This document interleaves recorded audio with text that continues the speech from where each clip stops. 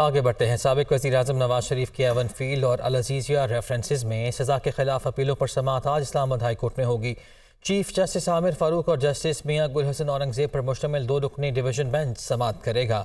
Even field اور العزیزیہ reference میں نواز شریف کی سزا کے خلاف اپیلیں بحال ہونے کے بعد آج یہ پہلی سماعت ہوگی۔ اسلام آباد ہائی کورٹ کے رجسٹرار آفس نے قواعد و ضوابط سے متعلق سرکولر جاری کیا ہے، جس کے مطابق سماعت کے لیے دن 2:30 بجے کا وقت مقرر کیا گیا ہے۔ سرکولر میں کہا گیا ہے کہ آج اسلام آباد نواز شریف کی پیشی کے موقع پر مناسب سیکیورٹی انتظامات کو یقینی بنائیں۔ کمرہ عدالت نمبر 1 میں داخلہ رجسٹرار آفس کی جانب سے جاری سیکیورٹی پاسز سے مشروط ہوگا۔ سپریم جوڈیشل کونسل کے اجلاس میں جسٹس سردار طارق مسعود کے خلاف شکایت کو خارج کر دیا گیا۔ جسٹس مظاہر نقوی کے خلاف شکایت پر کارروائی مکمل نہ ہو سکی۔ کونسل کا اجلاس آج پھر ہوگا۔ اجلاس میں جسٹس مظاہر علی اکبر نقوی کی کونسل کے 3 ممبران پر اٹھائے گئے اعتراضات پر بھی غور کیا گیا۔ اجلاس کا اعلامیہ بھی جاری کر دیا گیا ہے۔ تفصیل کے لیے رپورٹ دیکھیے۔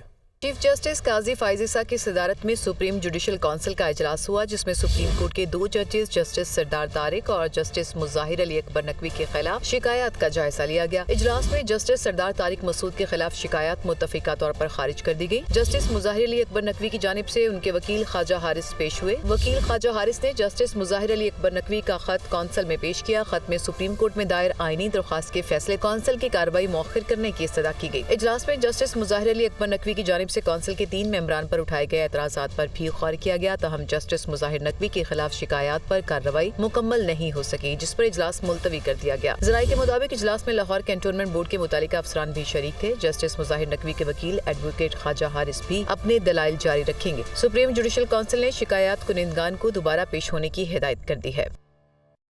فیض آباد دھرنا کیس کی انکوائری کے لیے بنائے گئے کمیشن نے باقاعدہ طور پر کام کا آغاز کر دیا ہے۔ کمیشن نے فیض آباد دھرنے کے حوالے سے تمام ریکارڈ بھی طلب کر لیا۔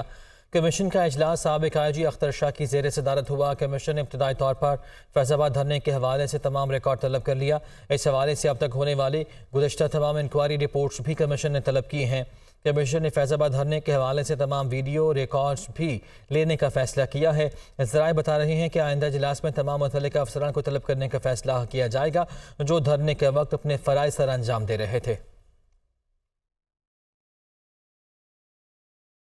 اقوام متحدہ کے سیکریٹری جنرل کی غزہ میں فلسطینیوں کے قتل عام کی شدید مذمت۔ عالمی طاقتیں غزہ میں فوری جنگ بندی کرائیں۔ انطونیو گوتریس کی جانب سے کہا گیا جنگ کو ایک موقع سمجھ کر مسئلے کو حل کیا جا سکتا ہے۔ یو این سیکریٹری جنرل کی جانب سے کہا گیا ہے غزہ میں ہسپتالوں کی صورتحال پر ان کی جانب سے پریس کانفرنس کی گئی۔ انہوں نے ایک بار پھر سے جنگ بندی کا مطالبہ کیا۔ اقوام متحدہ کے سیکریٹری جنرل کی غزہ میں فلسطینیوں کے قتل عام کی شدید مذمت۔ عالمی طاقتیں غزہ میں فوری جنگ بندی کرائیں۔ انطونیو گوتریس کی جانب سے کہا گیا کہ جنگ کو ایک موقع سمجھ کر مسئلے کو حل کیا جا سکتا ہے۔ ادھر غزہ میں امریکی یرغمالیوں کی رہائی سے متعلق بڑی پیش رفت ہوئی ہے۔ ترجمان نیشنل سیکیورٹی کے مطابق حماس معاہدے کے بعد جلد ہی امریکی شہریوں کو رہا کر دے گا، ایسا بتایا گیا ہے۔ جان کربی کی جانب سے وہ یہ بھی کہتے ہیں کہ امریکہ پر امید ہے کہ حماس سے مذاکرات کامیاب ہو جائیں گے۔ وائٹ ہاؤس نیشنل سیکیورٹی ترجمان جان کربی نیوز بریفنگ دے رہے تھے۔ امریکی یرغمالیوں کی رہائی سے متعلق بڑی پیش رفت ہوئی ہے۔ ترجمان نیشنل سیکیورٹی جان کربی کے مطابق حماس معاہدے کے بعد جلد ہی امریکی شہریوں کو رہا کر دے گی، ایسا کہا گیا ہے۔ جان کربی کی جانب سے وہ یہ بھی کہتے ہیں کہ امریکہ پر امید ہے کہ حماس سے مذاکرات کامیاب ہو جائیں گے۔ بحیرہ احمر میں اسرائیلی بیڑے کے اغوا میں ایران ملوث نہیں ہے۔ ترجمان ایرانی وزارت خارجہ کی جانب سے کہا گیا ہے اسرائیل کا یہ دعویٰ جھوٹا ہے۔ ناصر کنانی کہتے ہیں کہ گزشتہ روز اسرائیل نے بیڑے کے اغوا کا ذمہ دار ایران کو ٹھہرایا تھا، جس کی ہم مذمت بھی کرتے ہیں اور ہم اس کی تصدیق بھی نہیں کرتے، ہم اس سے انکار کرتے ہیں۔ ایرانی وزارت خارجہ کے ترجمان ناصر کنانی نے نیوز بریفنگ نے اس بات کی تردید کر دی ہے کہ بحیرہ احمر میں اسرائیلی بیڑے میں جو اغوا ہوا ہے اس میں ایران ملوث نہیں ہے، ایسا کہا گیا ہے۔ ترجمان ایرانی وزارت خارجہ کی جانب سے وہ یہ بھی کہتے ہیں کہ اسرائیل کا یہ دعویٰ جھوٹا ہے۔ گزشتہ روز اسرائیل نے بیڑے کے اغوا کا ذمہ دار ایران کو ٹھہرایا تھا۔ غزہ میں افسوسناک صورتحال، اسرائیلی فوج کی بربریت میں سب حدیں پار کر گئی۔ انسانیت سوز حملوں میں 5500 بچے شہید ہو چکے ہیں۔ شہداء کی مجموعی تعداد 13,000 سے بڑھ گئی ہے، جبکہ گھر، دکان، اسکول، ہسپتال اور کھیلوں کے میدان سب کچھ کھنڈر میں تبدیل ہو گئے۔ زخمیوں کی صورتحال بھی ابتر ہے، جبکہ شہداء کی تعداد میں بھی اضافہ بڑھتا جا رہا ہے۔ بچوں کے عالمی دن کے موقع پر غزہ میں اسرائیلی بمباری سے شہید ہونے والے بچوں کا ڈیٹا جاری کیا گیا۔ 20 نومبر کو بچوں کا عالمی دن منایا جاتا ہے، جس کا مقصد بچوں کے حقوق، تحفظ، تعلیم، صحت اور ان کی خوشیوں سے متعلق عالمی اقدامات پر بات کی جاتی ہے۔ لیکن رواں سال بچوں کا عالمی دن ایک ایسے وقت میں آیا ہے جب غزہ میں اسرائیلی جارحیت کے نتیجے میں بچے بھی محفوظ نہ رہ سکتے۔ 2.3 ملین کی آبادی والے غزہ میں نصف تعداد بچوں کی ہے، جہاں اسرائیلی حیوانیت سے ہزاروں بچے اب تک موت کے منہ میں جا چکے ہیں۔ رپورٹس کے مطابق 7 اکتوبر سے غزہ پر شروع ہونے والی اسرائیلی جارحیت میں ہر گزرتے دن کے ساتھ اضافہ ہوتا چلا جا رہا ہے، جس دوران اسرائیل نے نہ صرف رہائشی عمارتوں کو نشانہ بنایا بلکہ عالمی جنگی قوانین کے تحت محفوظ قرار دیے جانے والے اسپتال پر بھی بم برسا دیے، جس سے متعدد قبل از وقت پیدا ہونے والے بچے بھی جان کی بازی ہار۔ فلسطینی حکام کے مطابق غزہ میں اب تک اسرائیلی بربریت سے 5500 بچے شہید ہو چکے ہیں اور اسرائیلی فوج کے ظلم سے ہر 10 منٹ میں ایک بچہ جان سے جاتا ہے۔ اس کے علاوہ بمباری کے نتیجے میں اب تک 1800 بچوں کے ملبے تلے دبے ہونے کی بھی اطلاعات ہیں، جن میں سے اکثریت کے شہید ہونے کا خدشہ ہے، جبکہ اسرائیلی حملوں میں 9000 کے قریب بچے زخمی بھی ہوئے اور متعدد بچوں کو زندگی بھر کی معذوری کا سامنا بھی کرنا پڑا۔ واضح رہے کہ اسرائیل کے غزہ پر حملوں میں اب تک شہیدوں کی مجموعی تعداد 13,000 سے تجاوز کر گئی۔ چیئرمین پیپلز پارٹی بلاول بھٹو زرداری کہتے ہیں کہ اگر الیکشن سے پہلے رزلٹ طے کرنا ہے تو پھر ایسے الیکشن کا کوئی فائدہ نہیں، ہم صرف عوام کا ہی فیصلہ مانیں گے۔ یہ بھی کہا کہ جو کہتا تھا کہ ہر کسی کو جیل بھیجوں گا، آج خود وہ بیچارہ جیل میں ہے، لیکن شاید جیل میں کوئی سبق سیکھ لے۔ ایک جیل میں ہے اور دوسرا کہتا ہے کہ بات ہو گئی، 2/3 اکثریت ہماری ہوگی۔ الیکشن کے بعد ہم وہ اونٹ ہوں گے، جہاں یہ اونٹ بیٹھے گا وہاں حکومت ہوگی۔ وہ نوشہرہ میں ورکرز کنونشن سے خطاب کر رہے تھے۔ ہمارا امید ہے کہ چاہے وہ الیکشن کمیشن ہو یا چاہے وہ چیف جسٹس فائز عیسیٰ صاحب ہو، وہ انشور کریں گے کہ جب 8 فروری پہ الیکشن ہو تو کوئی انگلی نہ اٹھا سکے، کوئی شکایت نہ کر سکے۔ اگر کوئی شکایت کر سکتا ہے، الزام لگا سکتا ہے، تو پھر الیکشنز ہونے کا کیا فائدہ ہے؟ وہ جو ہر کسی کو جیل بھیجنے کا شوق رکھتا تھا نا، یاد ہے اس کو، کہتا تھا اس کو بھی جیل بھیجوں گا، اس کو بھی جیل بھیجوں گا، اس کو بھی، وہ اب بیچارہ وہ خود جیل میں ہے۔ اب شاید وہ کوئی سبق سیکھے گا۔ ایک تو وہ جیل والے ہیں، تو دوسرے کہتے ہیں کہ ہم 2/3 اکثریت، بات تو ہو گئی، اور 2/3 اکثریت ہمارا۔ پاکستان پیپلز پارٹی الیکشنز میں یا الیکشن کے بعد ہم وہ اونٹ ہوں گے کہ جہاں بھی یہ اونٹ بیٹھے گا وہاں حکومت ہوگا۔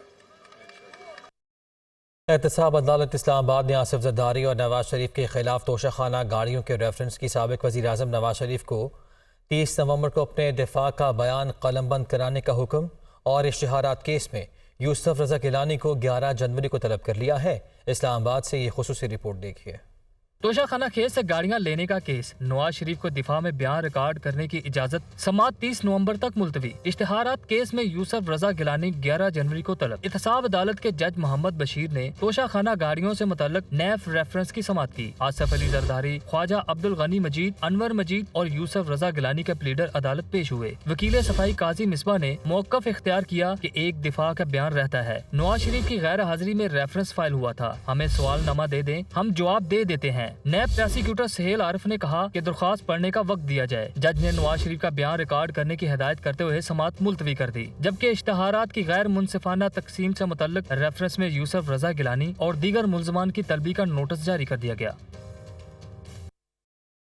ادھر سائفہ کیس میں جیل میں ٹرائل سے متعلق کابینہ کے فیصلے کا اطلاق ماضی کی کارروائی پر ہونے یا نہ ہونے پر اسلام آباد ہائی کورٹ کے 2 رکنی بینچ نے چیئرمین پی ٹی آئی کے وکیل سلمان اکرم راجہ سے دلائل طلب کر لیے۔ عدالت نے ایڈیشنل اٹارنی جنرل سے وزارت قانون کا نوٹیفیکیشن اور چیئرمین پی ٹی آئی کو لاحق سیکیورٹی خدشات کی اسپیشل رپورٹ بھی پیش کرنے کا حکم دیا ہے۔ عدالت نے ٹرائل کورٹ کی کارروائی روکنے کے حکم میں 1 روز کی توسیع کر دی ہے۔ साइफर केस में जेल ट्रायल और जज तैनाती के खिलाफ चेयरमैन पीटीआई की इंट्रा कोर्ट अपील पर समाअत। ट्रायल कोर्ट की कार्रवाई रोकने के हुक्म में तोसी।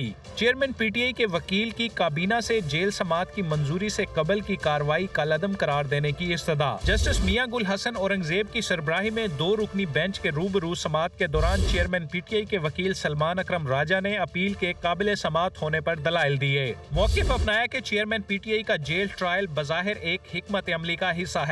इस हिकमत अमली का मकसद चेयरमैन पीटीआई को अवाम से अलग करना है। 29 अगस्त का वजारत कानून का नोटिफिकेशन ट्रायल कोर्ट के जज की तरफ से किसी सिफारिश के बगैर जारी किया गया। सलमान अकरम राजा ने कहा कि इस्लामाबाद हाई कोर्ट के सिंगल बेंच ने जेल ट्रायल के खिलाफ हमारी दरखास्त पर फैसला 1 माह की ताखीर से जारी किया। दरखास्त जमानत ऐसी दस्तावेजात की बुनियाद पर मुस्तरद की गई जो हमें दिखाई तक नहीं गई। फर्द जुर्म की कार्रवाई से पहले हमें कानून के मुताबिक दस्तावेजात फराहम करके 7 रोज का वक्त भी नहीं दिया गया। अदालती फैसले मौजूद हैं। काबीना की मंजूरी के बाद जारी होने वाले नोटिफिकेशन का इतलाक माजी से नहीं होता। अटॉर्नी जनरल ने मौक़िफ़ अपनाया कि 29 अगस्त का नोटिफिकेशन इंतजामी एक्शन था। 29 अगस्त के वजारत कानून के नोटिफिकेशन को बाद के नोटिफिकेशन से अलग करके देखा जाए। ट्रायल कोर्ट के जज ने ऐसा कोई हुक्म जारी नहीं किया कि अवाम को समाअत से रोका जाए। साइफर केस में जेल ट्रायल को ओपन ट्रायल समझा जाए।